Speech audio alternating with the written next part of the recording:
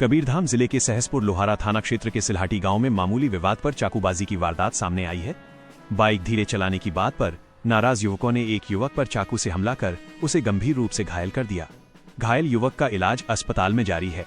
जानकारी के अनुसार गांव के निवासी दिलीप ने अपने परिचित नितेश उर्फ नितिन वैष्णव से बाइक धीरे चलाने को कहा, जिस पर नितेश भड़क गया और उसने दिलीप को धमकाते हुए अभद्र भाषा का प्रयोग किया। इसके बाद उसके साथियों हरीश वैष्णव और मीनेश वैष्णव ने दिलीप को पकड़ लिया, जबकि नितेश ने अपने पास रखे चाकू से वार कर दिया। हमले के बाद आरोपी नितेश, हरीश, मीनेश और अभिषेक शर्मा स्कूटी से मौके से फरार हो गए। सूचना मिलने पर पुलिस ने तुरंत कार्रवाई करते हुए मात्र 3 घंटे में ही आरोपियों को छुईकदान और आसपास के क्षेत्रों से गिरफ्तार कर लिया। बस्तर संभाग के जनजातीय बहुल एवं नक्सल प्रभावित क्षेत्रों में युवाओं की खेल प्रतिभा को पहचानने और उन्हें मुख्य धारा से जोड़ने के उद्देश्य से बस्तर ओलंपिक 2025 का आयोजन कर रहा है। इस आयोजन का शुभारंभ नारायणपुर के सुदूर वनांचल ग्राम कच्चापाल में उप मुख्यमंत्री विजय शर्मा ने शनिवार को किया। इस अवसर पर ईरक भट्टी और कच्चापाल की ग्रामीण महिलाओं के मध्य रस्साकसी प्रतियोगिता आयोजित की गई, जिसमें ईरक भट्टी की महिलाओं ने बाजी मारी। उप मुख्यमंत्री ने खिलाड़ियों से मुलाकात कर सभी का उत्साहवर्धन किया और खिलाड़ियों में उत्साह देखते हुए सभी को बस्तर ओलंपिक 2025 की टी-शर्ट का वितरण किया। यह प्रतियोगिता विकासखंड, जिला और संभाग स्तर पर 3 चरणों में आयोजित होगी। बस्तर ओलंपिक 2025 में बस्तर संभाग में 3,80,000 से अधिक प्रतिभागियों ने भाग लिया है, जिसमें नारायणपुर में 47,000 से अधिक प्रतिभागी शामिल हैं। छत्तीसगढ़ में नक्सलियों के खिलाफ चलाए जा रहे ऑपरेशन के तहत एक बार फिर सफलता मिली है। कांकेर में 21 नक्सलियों ने आत्मसमर्पण किया है। 18 हथियारों के साथ माओवादियों ने समर्पण किया है। इन 21 नक्सल कैडरों में 4 DVCM, 09S बड़ी EM और 08 पार्टी सदस्य शामिल हैं। आत्मसमर्पण करने वालों में 13 महिला कैडर और 8 पुरुष कैडर शामिल हैं। सरेंडर करने वालों में डिवीजन कमेटी सेक्रेटरी मुकेश भी शामिल है। इससे पहले छत्तीसगढ़ के दंडकारण्य क्षेत्र में 208 नक्सलियों ने आत्मसमर्पण किया था। इनमें 110 महिलाएं और 98 पुरुष शामिल थे। सरेंडर करने वाले नक्सलियों को संविधान की कॉपी और गुलाब का फूल दिया गया। इन्हें अब सरकार की पुनर्वास योजना का लाभ मिल सकेगा। इसके साथ ही अबूझमाड़ का अधिकांश हिस्सा नक्सली प्रभाव से मुक्त हो जाएगा और बड़ी संख्या में नक्सलियों के सरेंडर के बाद माना जा रहा है कि उत्तरी बस्तर में काफी हद तक लाल आतंक का अंत हो जाएगा। अब केवल दक्षिणी बस्तर ही बचा है। छत्तीसगढ़ की राजधानी रायपुर के VIP चौक पर लगी छत्तीसगढ़ महतारी की मूर्ति से अज्ञात व्यक्ति द्वारा तोड़फोड़ की गई है। इस घटना से शहर में आक्रोश और तनाव का माहौल बन गया है। यह मामला तेलीबांधा थाना क्षेत्र का है। मूर्ति क्षतिग्रस्त होने की सूचना मिलते ही पुलिस और नगर निगम के अधिकारी मौके पर पहुंचे और स्थिति को नियंत्रित करने की कोशिश की।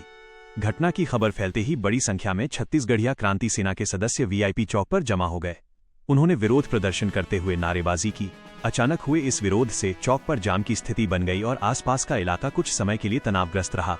तेलीबांधा थाना पुलिस ने मौके पर पहुंचकर स्थिति संभाली और अज्ञात व्यक्ति के खिलाफ FIR दर्ज करने की प्रक्रिया शुरू कर दी है। साथ ही आसपास लगे CCTV फुटेज खंगाले जा रहे हैं ताकि आरोपियों की पहचान की जा सके। घटना पर प्रतिक्रिया देते हुए मुख्यमंत्री विष्णुदेव साय ने कहा कि इस तरह की हरकत छत्तीसगढ़ की अस्मिता पर हमला है और किसी भी दोषी को बख्शा नहीं जाएगा। उन्होंने कहा कि शिकायत दर्ज की गई है, इसलिए कानूनी कार्रवाई तय है। भाटापारा में उस वक्त सनसनी फैल गई जब शहर के जाने माने समाजसेवी, जनप्रतिनिधि और नामी परिवारों से जुड़े लोगों को जुआ खेलते हुए पुलिस ने रंगे हाथों पकड़ लिया। मामला सामने आने के बाद लोगों में चर्चा शुरू हो गई, लेकिन हैरानी की बात यह रही कि पुलिस ने इस कार्रवाई की जानकारी तुरंत साझा नहीं की। आमतौर पर छोटी सी कार्रवाई पर भी प्रेस नोट जारी करने वाली पुलिस इस बार मौन दिखाई दी। देर रात तब जाकर प्रेस विज्ञप्ति और तस्वीरें जारी की गईं, जब कुछ पत्रकारों ने बार बार जानकारी की मांग की। तब तक ये खबर पूरे शहर में फैल चुकी थी। पुलिस को गुप्त जानकारी मिली थी कि शहर में कुछ लोग जुआ खेल रहे हैं। इसके बाद 24 अक्टूबर 2025 को भाटापारा शहर थाना पुलिस ने 2 अलग अलग जगहों माइनस शंकर वार्ड, राम सप्ताह मंदिर के पीछे और मुंशी इस्माइल वार्ड, कुर्मीबाड़ी गली में छापा मारा। छापे के दौरान पुलिस ने 8 जुआरियों को गिरफ्तार किया और मौके से 20,835 रुपए नगद व ताश जब्त की। पकड़े गए आरोपी समीर जायसवाल, परविंदर सिंह सलूजा, संदीप शर्मा, बिहारी जोशी, दीपक सचदेव, लोकेश आहूजा, सुरेश तिवारी, धनेन्द्र यदू। नक्सलियों ने एक बार फिर दहशत फैलाने की कोशिश करते हुए खूनी वारदात को अंजाम दिया है। उसूर इलाके में बीती रात 2 ग्रामीणों की निर्मम हत्या कर दी है। जानकारी के मुताबिक बीती रात जिले के उसूर थाना क्षेत्र के ग्राम नेला कांकेर में नक्सलियों ने 2 ग्रामीणों पर धारदार हथियार से हमला कर उनकी निर्मम पूर्वक हत्या कर दी। मृतकों की पहचान रवि कट्टम और तिरुपति सोढ़ी के रूप में हुई है। इधर नक्सलियों के द्वारा धारदार हथियार से मारकर हत्या करने की सूचना उसूर थाना को मिली है। सूचना पर थाना उसूर द्वारा घटना की तस्दीक की जा रही है। राजधानी में प्रतियोगी परीक्षाओं की तैयारी के नाम पर छात्रों से 18 लाख की ठगी करने वाले कौटिल्य अकेडमी के डायरेक्टर पवन टांडेश्वर को पुलिस ने गिरफ्तार कर लिया है। आरोपित ने कोचिंग बंद कर फरार होने से पहले करीब 2.5 दर्जन से ज्यादा छात्रों से लाखों रुपए की फीस ली थी। सरस्वती नगर थाना पुलिस ने आरोपित डायरेक्टर और उसकी पत्नी के खिलाफ धोखाधड़ी के गंभीर आरोपों में मामला दर्ज किया है।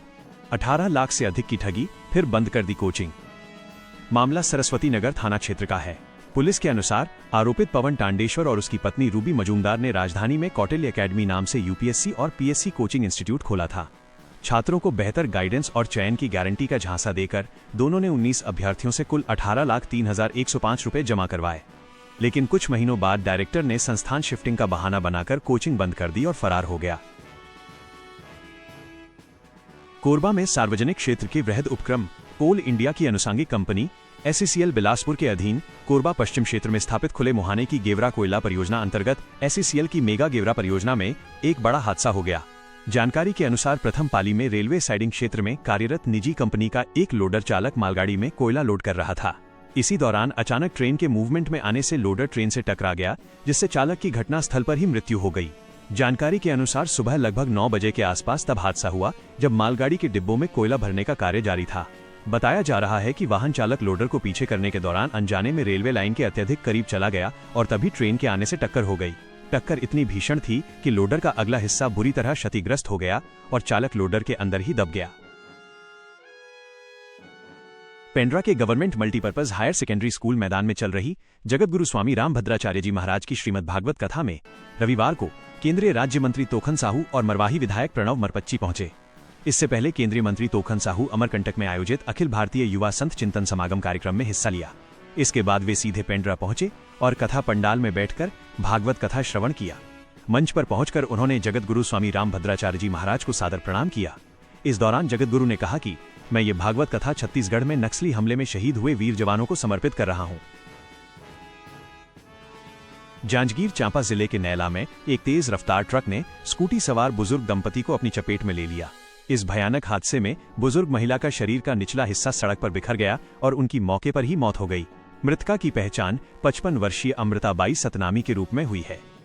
यह घटना नैला चौकी उप थाना क्षेत्र की है। दरअसल बुजुर्ग दंपति सम्मेलाल और उनकी पत्नी अमृताबाई, जो चांपा थाना क्षेत्र के उचभट्टी के रहने वाले हैं, दोनों एक्टिवा स्कूटी से सुबह करीब 11 बजे बलौदा में अपनी बेटी के घर जा रहे थे। नैला पहुंचने पर पीछे से आ रहे एक ट्रक ने उन्हें ठोकर मारी, जिससे स्कूटी सवार बुजुर्ग सम्मेलाल दूसरी तरफ जा गिरे, जबकि महिला अमृताबाई को ट्रक कुचलते हुए आगे निकल गया। इस दुर्घटना में बुजुर्ग महिला के शरीर का निचला हिस्सा, जिसमें दोनों पैर शामिल थे, अलग होकर सड़क पर बिखर गया और उनकी मौके पर ही मृत्यु हो गई।